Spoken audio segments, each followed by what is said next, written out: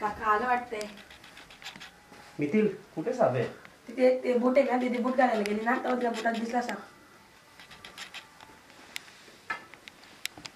अरे हो, साप आहे. नशीब बाबा तुझं लक्ष गेला, नाहीतर आता घात झाला असता.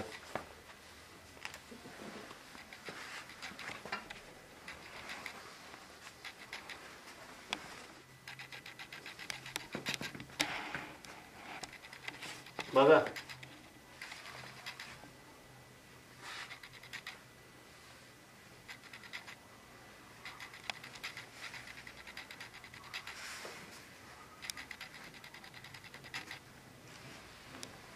बघा मित्रांनो, हा कॉमन सँड बोवा याला बोलतात.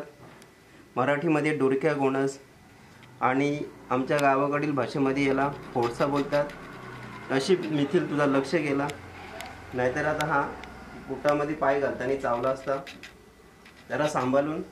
पुन्हा एकदा सर्वांना मी विनंती करतो की बुटामध्ये पाय घालताना बूट बाहेर असतात.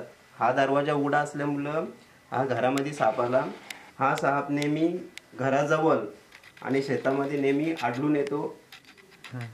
बघा हा साप ओळखण्याचं आहे तर जरा त्याचं तोंड बघा, जरा टोकदार आहे आणि जरा ब्राऊन कलरचं आहे, असं जालीदार आहे.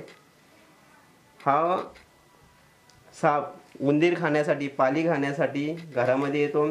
त्याला ही बुटामध्ये ही सुरक्षित जागा भेटली म्हणून तो बुटामध्ये लपून बसला होता, जेणेकरून जर इथे काही असलं तर त्याला ते खायला भेटेल. तर आता आपण याला सुखरूप रेस्क्यू केलेला आहे. त्याला आता आपण जंगलामध्ये सुरक्षित सोडूया.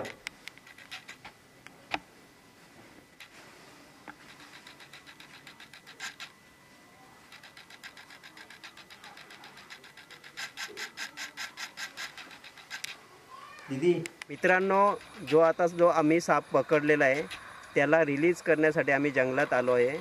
आमच्या व्हिडिओ तुम्हाला आवडत असतील तर त्या सबस्क्राईब करायला विसरू नका.